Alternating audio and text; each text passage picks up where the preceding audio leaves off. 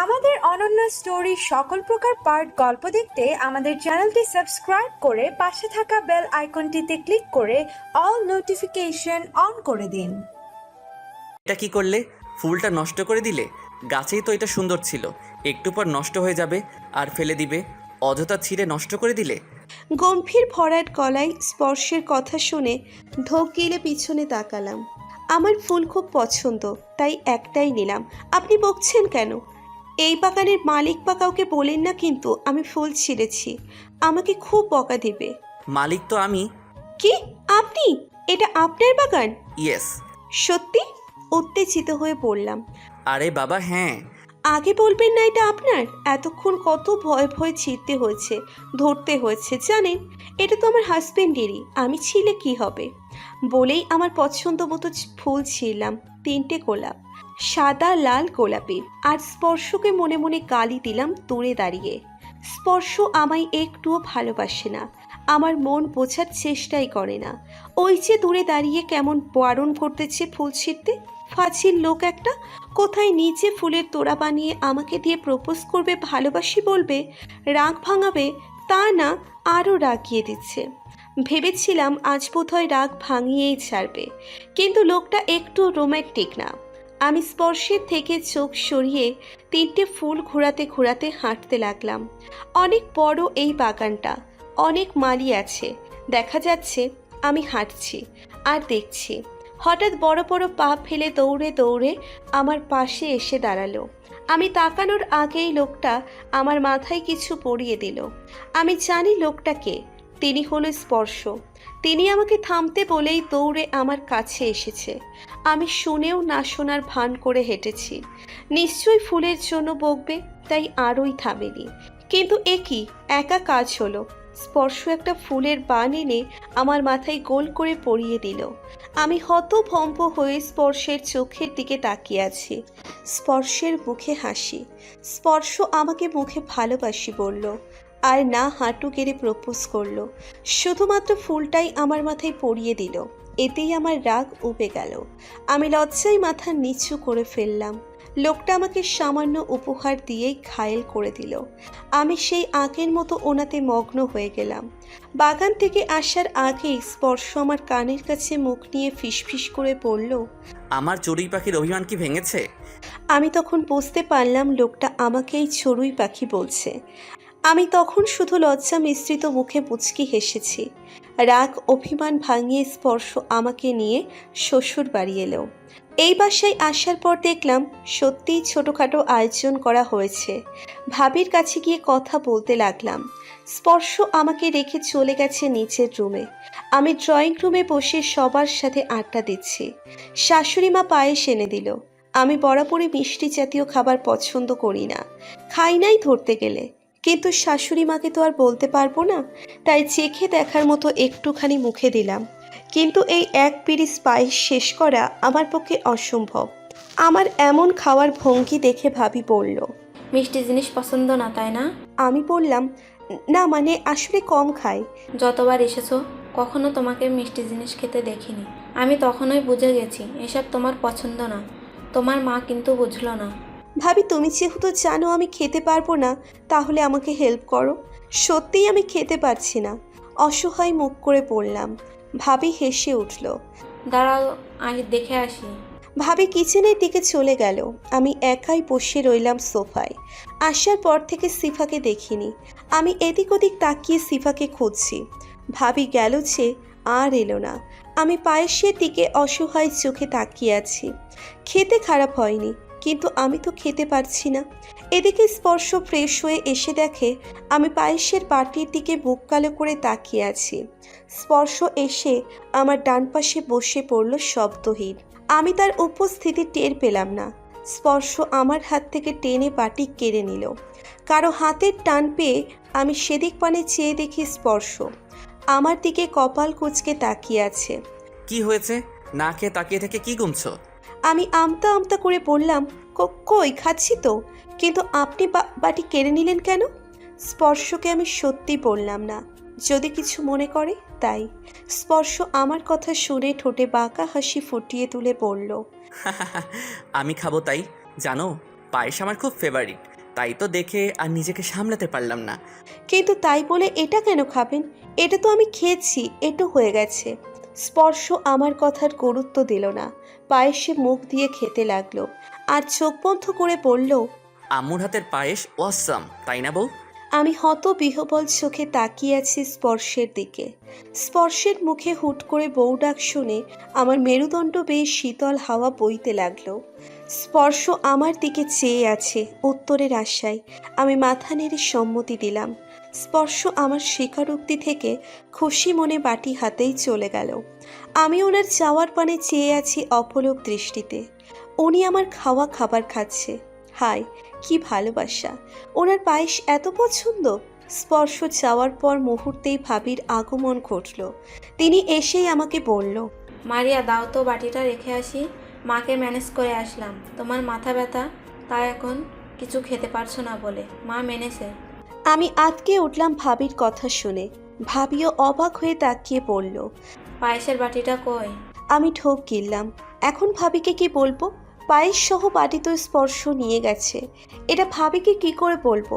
ভাবি তো দেখেছে আমি খেয়েছি ওই বাটিতে থেকে। ওইটা স্পর্শ খেয়েছে জানলে তো খুব লজ্জা পাবো। এখন কি করব আমি?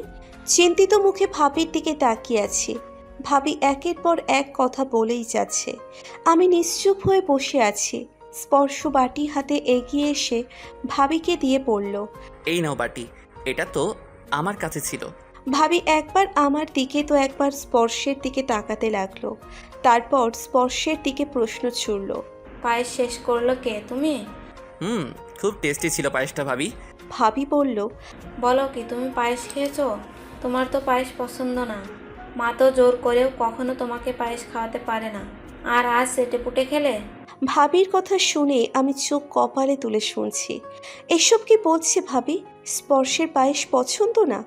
আর কিন্তু এই মাত্র না স্পর্শ পায়েসের বাটি নেওয়ার সময় কত কি বলল, তার পায়েস ফেভারিট। তার মানে আমাকে মিথ্যে বলেছে? কিন্তু কেন? স্পর্শ আবার কাছে এসে ফিসফিস করে কি যেন বলছে। ভাবি, আগে কি বউয়ের স্পর্শ করা পায়েস পেয়েছি নাকি যে খাবো? ওরে দুষ্টু আমার ভাই, দেখি খুব বউ পাগল। আমি শুনতে পাচ্ছি না, কিন্তু কান খাড়া করে শোনার চেষ্টা করে যাচ্ছি। দুজনে ফিসফিস করেই যাচ্ছে। ভাবি আমার দিকে তাকিয়ে বলল। দুজনের মিল আছে দেখছি। আমি বোকা চোখে তাকিয়েই ছিলাম। ভাবি বাটি হাতে চলে গেল। স্পর্শ আমাকে বলল, বাসায় যাবে কখন? মা বললেই চলে যাব। সিফা কোথায়? ও কি এখনো বাসায় আসেনি?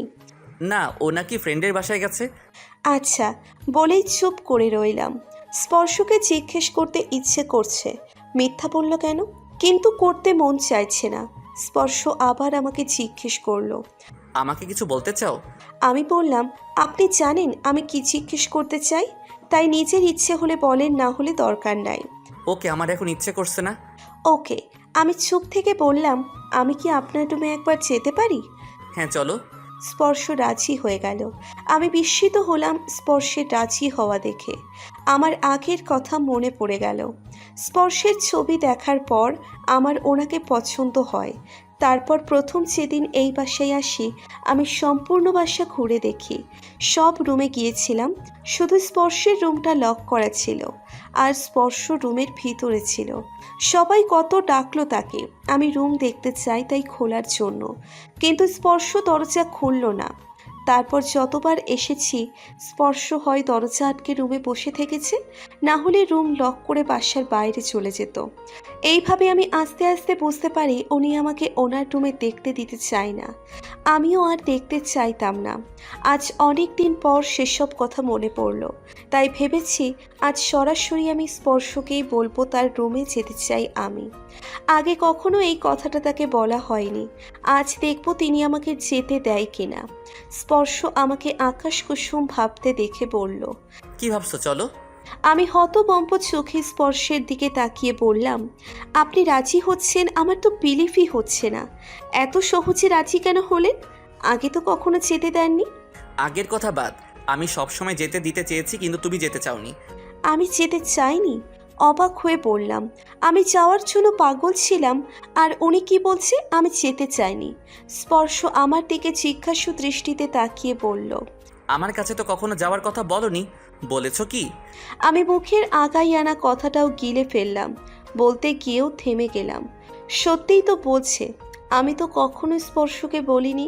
আর বলতামই কি করে? তিনি কি কখনো আমার সামনে আসতো না। স্পর্শের রুমে যাওয়ার জন্য উঠে দাঁড়ালাম, কিন্তু আর যাওয়া হলো না। রুমে যাওয়ার আগ মুহূর্তেই শাশুড়ি মা এসে টেনে ডাইনিং টেবিলে বসিয়ে দিল। একে একে পরিবারের সবাই এসে খেতে বসলো। আমার আর স্পর্শের রুমে যাওয়া হলো না। আমি অসহায় মুখ করে বসে খাবারের দিকে তাকিয়ে রইলাম। সবার শেষে স্পর্শও এলো হাসি মুখে, আর আমার পাশে চেয়ার টেনে বসলো। আমি এক নজর তার দিকে তাকিয়ে চোখ সরিয়ে নিলাম। স্পর্শ সেই ক্ষণে আমার দিকে মৃদু ঝুঁকে নিচু স্বরে পড়ল, মন খারাপ করো না মায়ারানী, তোমাকে আজ আমার রুম দেখিয়েই বিদায় করব, ডোন্ট ওয়ারি। আমি বিহ্বল দৃষ্টি নিক্ষেপ করলাম স্পর্শের পানে। স্পর্শের শ্যামবর্ণ মুখে তখন নজর করা হাসি। আমিও সেই সুন্দর হাসি দেখে নিচের ঠোঁটে মৃদু হাসি ফুটিয়ে তুললাম। খাওয়া দাওয়া শেষ করে আমার যাওয়ার পালা এলো। সন্ধ্যার আগে যেতে হবে। শাশুড়ি মা স্পর্শকে ডেকে বলল আমাকে পৌঁছে দিতে। আমি মুখটা কালো করে বসে আছি। স্পর্শজি তখন বলল, রুম না দেখিয়ে বিদায় করবে না? এখন এসব কি?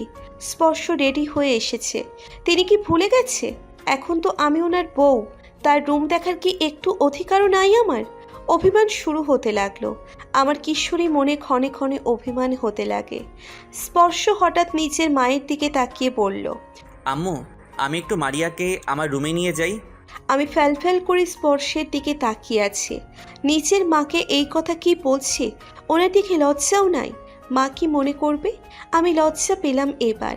এইমাত্র স্পর্শের উপর আমার অভিমান হচ্ছিল।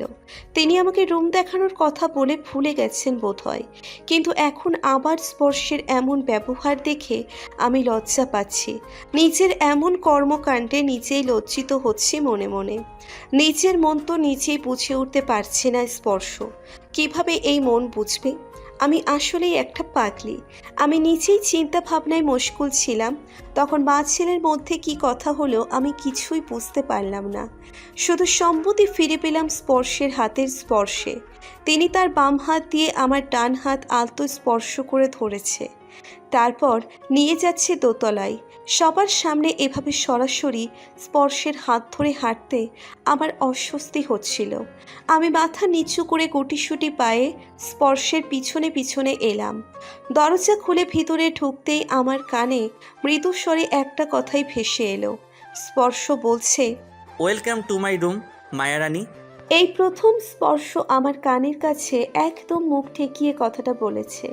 স্পর্শের প্রতিটি গরম নিঃশ্বাস আমার ঘাড়ে এসে পড়েছে। আমি চোখ বন্ধ করে বুকে হাত দিয়ে জোরে জোরে শ্বাস নিয়েছি। কেমন যেন অদ্ভুত ফিলিংস হলো, আমার শরীর কাঁটা দিয়ে উঠল যেন। বুকের ধুকপুকানি জোরে জোরে বিট হচ্ছে। রুমটা আহামরি খুব সুন্দর না, আসলে আমার কেন জানি পছন্দ হলো না। খুব সাধারণ একটা রুম। ইয়া বড় রুমে একটা বড় খাট, একটা ড্রেসিং টেবিল। ড্রেসিং টেবিলের দিকে তাকিয়ে আমার চোখ কপালে উঠে গেল। ড্রেসিং টেবিল ভর্তি মেয়েদের জিনিসে ভরপুর। একপাশে বইয়ের সমাহার, অসংখ্য বই আছে। আমি ঘুরতে ঘুরতে খাটের সোজা উপরের দেওয়ালে তাকালাম। দেয়ালে পেন্টিং করা কিছু ফটো আছে। সেখানে স্পর্শের একটা স্টাইল করা ফটো। মনে হলো এটা ভার্সিটিতে তোলা হবে। ঘুরতে ঘুরতে একটা আর্ট করা ছবি পেলাম। ছবিটার মধ্যে চোখ আর্ট করা শুধু।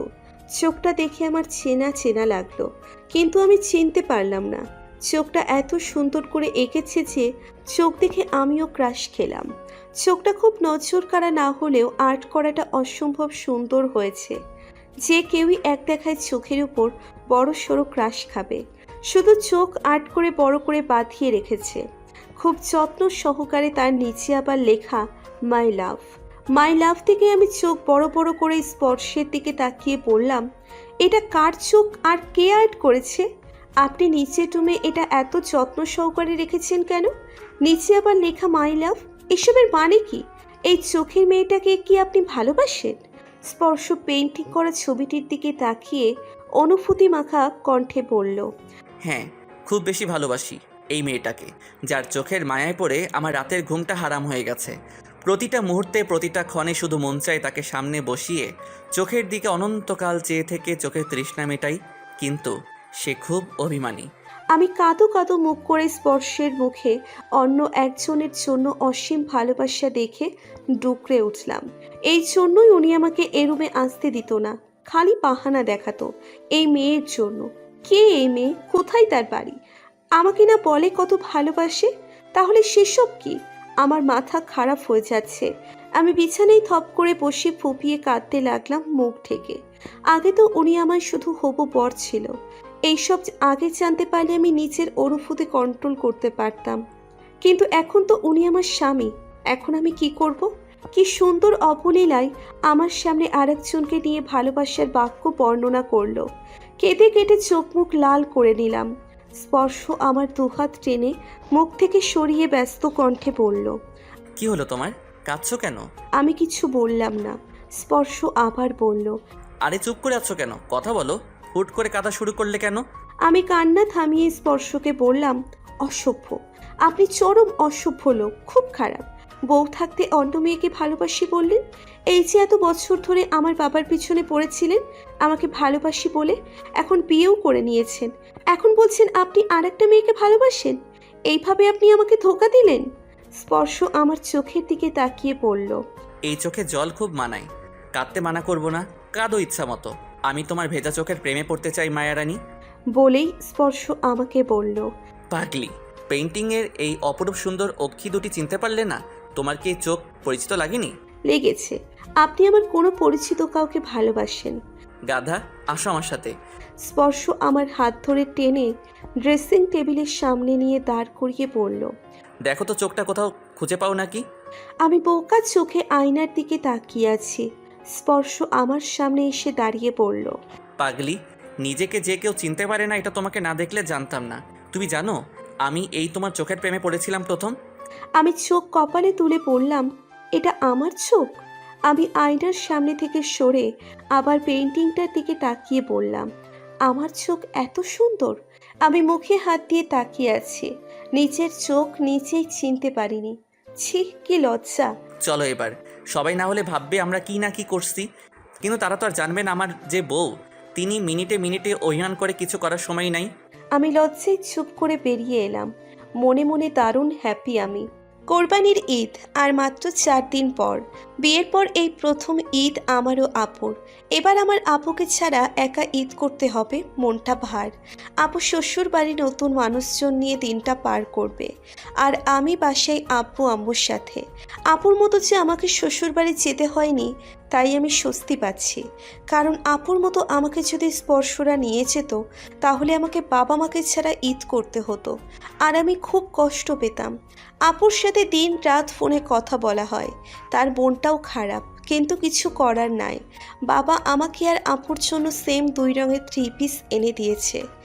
শাশুড়ি মা 2টা শাড়ি দিয়েছে, একটা পরে ঈদের দিন তার বাসায় যেতে হবে। আমি আমতা আমতা করে রাজি হয়েছি। রাতে একটা টেক্সট করলাম স্পর্শকে। তিনি ফোন দিল আমাকে, একটু আধটু কথা হয়।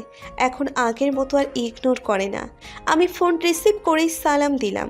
উনি বলল, শাড়ি পছন্দ হয়েছে? আমি বললাম, আপনি পছন্দ করেছেন? না, আম্মুর পছন্দ। সবসময় আমি পছন্দ করি, এজন্য এবারের আর আমাকে পছন্দ করতে দেয়নি। ওফ, খুব সুন্দর হয়েছে। আম্মুর পছন্দ তো খুব সুন্দর। আমার পছন্দ করা জিনিস সুন্দর না? ভালোই, কিন্তু আম্মুর পছন্দ বেশি সুন্দর। তাই আমার পছন্দের জিনিস পছন্দ না হলেও তোমার সেসব পড়তেই হবে। আপনার পছন্দ খারাপ হলেও আমি পড়তামই, কারণ আপনি মানুষটাই আমার খুব প্রিয়। তাই আপনার সব জিনিস আমার কাছে খুব স্পেশাল। কথা বলার পর আমি চুপ মেরেছিলাম। স্পর্শকে এইভাবে প্রিয় বলে দিলাম কথার তালে তালে। স্পর্শ যে আমার মুখে এসব শুনে খুশির জোয়ারে ভাসতেছে আমি জানি। স্পর্শ আর কথা বলছে না। আমি আমতা আমতা করে নিশ্চুপ আছি। হঠাৎ টুংটুং আওয়াজ হয়ে কলটা কেটে গেল। আমি বোকার মতো তাকিয়ে রইলাম। এটা কি হলো? আমার এত আবেগ মাখা কথা শুনে উনি কিছু না বলেই কল কেটে দিল। আমি রাগ করার টাইম পেলাম না, তার আগেই টুক করে মেসেজ এলো স্পর্শের নাম্বার থেকে। আমি ওপেন করে দেখি, এত আবেগ অনুভূতি ভালোবাসা দেখিয়ে আর কখন আমার সাথে কথা বলবে না। আমি এসব সহ্য করতে পারি না। মন চাই ছুটে গিয়ে তোমাকে বুকের মধ্যে ঝাপটে ধরি, কিন্তু সেসব এই মুহূর্তে অসম্ভব। আমি বাধা, তাই আমাকে কন্ট্রোললেস করবে না। যত ভালোবাসা সব আমার কাছে এসে দেখাবে, বলবে, আমি অনুভব করব। আমাকে ছটফট করতে হবে না। আমি জল ভরা দৃষ্টিতে লেখাগুলো পড়লাম। স্পর্শের কষ্টগুলো যেন আমার হৃদয় ছুঁয়ে গেল। আমি তার ভালোবাসার গভীরতা যেন অনুভব করতে পারলাম। স্পর্শের কথা ভাবতে ভাবতে আমি সারা রাত ঠিকমতো ঘুমোতে পারলাম না। সকালের দিকে আমার ঘুম চোখে নেমে এলো। সকালে ঘুম থেকে উঠতেই আমার বেলা হয়ে গেল। এদিকে মায়ের ডাকাডাকি, চোখের ঘুম সব নিয়ে বিরক্ত হয়ে উঠলাম। বিকেলে আমি পাশের বাড়ির ঝিনুক আপুর সাথে টেইলার্সের দোকানে এলাম। তার সাথে বাসার সামনেই দোকান, তিনি জামা বানাতে দিয়েছিল, সেটা নেব। আর আমি তার সাথেই ঘুরতে এসেছি। দোকান থেকে ফেরার সময় দেখা হলো এলাকার রিপন ভাইয়ের সাথে। তিনি আমাদের দিকে তাকিয়ে মুচকি মুচকি হাসছে। আমি দূর থেকে তার কালো মুখের সাদা দাঁতগুলো দেখতে পেলাম। গুঞ্জনে শুনেছি ঝিনুক আপুর সাথে নাকি তার প্রেম চলছে। কতটা সত্যি জানি না। ঝিনুক আপু আমার আপুর থেকেও অনেক বড়, তাই তার সাথে আমার বন্ধুত্বপূর্ণ কোনো সম্পর্ক নাই। বড়র মতোই সম্মান দিয়ে চলি। এসব জিজ্ঞেস করারও সাহস নাই। ওনার যে রাগ, আমি ক্লাস 5-এ থাকতে ওনার কাছে প্রাইভেট পড়েছি। পড়া না পারলে খুব মারত, সেই থেকেই ভয় পাই। রিপন ভাইয়ের দিকে একবার তাকালোও না আপু। আমি সিআইডির মতো দুজনকে লক্ষ্য করে বাসায় এলাম। আজকের বিহেভিয়ার দেখে মনে হচ্ছে রিপন ভাই আপুকে পছন্দ করে, আপু করে না। কিন্তু আমি সবাইকে বলা বলি করতে দেখেছি, কি মাখামাখি দুজন। কই আপু চোখ একবারও তাকালো না। আমি রাতে এসব নিয়ে 5 বান্ধবীদের পাশে আড্ডা দিলাম। আর একদিন ঈদের, সবাই গরু কিনে ফেলেছে, আমাদেরটাও চলে এসেছে, লাল রঙের গরু। আমি দূরে দাঁড়িয়ে দেখেছি শুধু, গরুটার কাছে ঘেঁষতে পারিনি। পারবো কি করে? শিং খাড়া করেই রাখে, মনে হয় কাছে গেলেই কুতা মারবে। আমি আবার এই ভয় খুব পাই। স্পর্শও আমাকে কল করে তাদের কেনা গরু দেখালো পরদিন। 2 দিন আগেই আমাদের কোরবানির গরু কেনা হতে গেছে। স্পর্শদেরটা কেনা হয়েছে ঈদের আগের দিন। আমাদের ফ্ল্যাটের ও পাশের ফ্ল্যাটের সবাই সন্ধ্যার আগেই এসে আমাকে গোতাচ্ছে মেহেদি দিয়ে দিতে। প্রতিবার আপু আর আমি দুজনেই মিলে এই কাজ করি। এবার আমাকে একা করতে হবে। আমি অলস ভঙ্গিতে বসে আছি, ভাল লাগছে না। আপুকে ভিডিও কল দিয়ে দেখলাম তিনিও এই একই কাজ করছে। ননদ টনদ সবাইকে মেহেদি দিয়ে দিচ্ছে। আপু অনেক ভালো মেহেদি পরাতে পারে, আমিও তো সুন্দর করে পারি না আপুর মতো। এবার আমাকে মেহেদি পরিয়ে দেবে কে? আপুর শাশুড়ি মা নাকি আপুকে বলেছে কাজ বাদ দিয়ে মেহেদি দিয়ে দিতে। আপুও তাই করছে। আমি কোনো রকম ফুল পাতা দিয়ে কাজ শেষ করলাম। তারপর নিজের হাতের দিকে তাকিয়ে আপুকে কল করে বললাম, এবার আমাকে কে মেহেদি পরিয়ে দিবে? আপু বলল,